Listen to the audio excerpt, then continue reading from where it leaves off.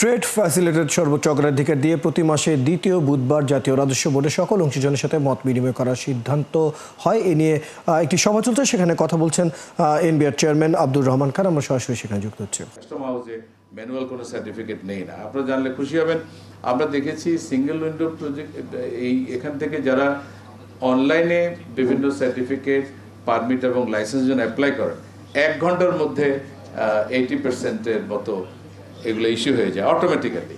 তো আপনাকে কোথাও যেতে হচ্ছে না, আপনি গাড়িতে বসে আপনি সাবমিট করে দিলেন, আপনি অফিসে গিয়ে আপনি সার্টিফিকেট পেয়ে গেলেন। এই বিষয়গুলো কিন্তু আমরা ওখানে করতে পেরেছি। প্রায় 110 ধরনের সার্টিফিকেশন আমরা এখানে অ্যাড করেছি। আমরা বিভিন্ন ডিপার্টমেন্টকে চিঠি লিখেছি, আপনারা যারা ম্যানুয়ালি সার্টিফিকেট, লাইসেন্স, পারমিট বা অন্য কোনো যে ধরনের সেবা আপনাদেরকে দেন, আপনারা যদি চান আপনারা আমাদের সিঙ্গেল উইন্ডোতে অ্যাড হতে পারবেন। একইভাবে যদি আমরা আমাদের বন্ড অটোমেশন, যেটা নিয়ে এত কমপ্লেইন আমরা রেগুলার শুনি, বন্ডের সত্যিকার অর্থে এটা স্বীকার করতে হবে যে আমরা সবাই যে বন্ডের যথাযথ ব্যবহার করেছি তাও না, আমরা কিছু কিছু ক্ষেত্রে বন্ডের অপব্যবহারও করেছি। আবার যাদের বন্ড নেওয়ার সুবিধা নাই, বিকজ করে বন্ডের সুবিধাটা অনেক কঠিন একটা বিষয়, অনেক কমপ্লায়েন্সের মধ্যে দিয়ে যেতে হয়।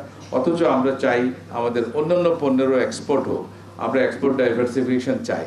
সে কারণে অনেকদিন থেকে দাবি ছিল যে যাদের বন্ড লাইসেন্স নাই তারাও যাতে, যারা এক্সপোর্টার, তাদের মালামালগুলো যাতে তারা বিনা শুল্কে আনতে পারে। আমরা অলরেডি সেই প্রক্রিয়াটাও শেষ করে ফেলেছি।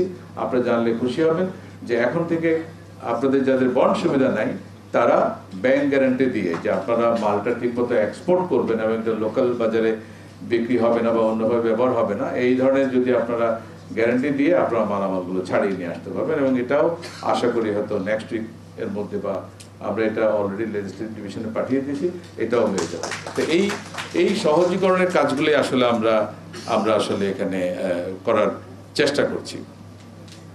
যেমন একটা প্রশ্ন ছিল যে বন্ড লাইসেন্সের যে যারা প্রত্যক্ষ রপ্তানিকারক তাদের জন্য তো আমরা লাইসেন্স দিচ্ছি, বাকিদের ক্ষেত্রে আমরা কী করবো, এটা আমি মাত্র জানালাম যে আমরা সবার জন্যই এটা উন্মুক্ত করে দিচ্ছি।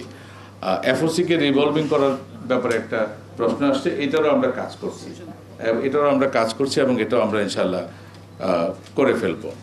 আরও কিছু প্রশ্ন যেমন আসছে যে সাবকন্ট্রাক্টের ক্ষেত্রে কী ধরনের নিয়ম আছে। আমাদের এখানে অলরেডি একটা বিধিমালা আমাদের আছে, আমরা এটাকে আরও সহজীকরণের জন্য চেষ্টা করছি। আমাদের মূল উদ্দেশ্য হলো যে ব্যবসায়ীরা, বিশেষ করে কমপ্লায়েন্ট এক্সপার্ট যারা, তারা যাতে মানে কোনো রকম কোনো পেইন যেন না পায়।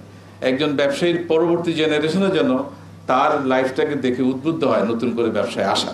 এমন যেন না হয় যে কি বলে, উনি ওনার বাপ দাদার সর্বস্ব বিনিয়োগ করলেন, নিজেরও সর্বস্ব বিনিয়োগ করলেন, ব্যাংক থেকে প্রচুর লোন নিয়ে গেলেন এবং নেক্সট জেনারেশন দেখলো যে আমার জন্য বিরাট লায়াবিলিটি রেখে গেলেন because of all this adversity. এই ধরনের পরিস্থিতি যেন তৈরি না হয়, সেই চেষ্টাটা আমরা কন্টিনিউয়াসলি করছি।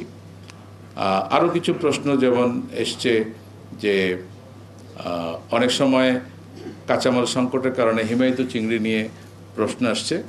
আমরা এদের ক্ষেত্রেও যেটা বললাম, আমরা তাদের জন্য বন্ড লাইসেন্স চালু করা যায় কিনা সেই বিষয়গুলো আমরা চিন্তা, এর আগে আসলে কেউ এটা নিয়ে আসে নাই, তা আমরা এটাও করার চেষ্টা করব।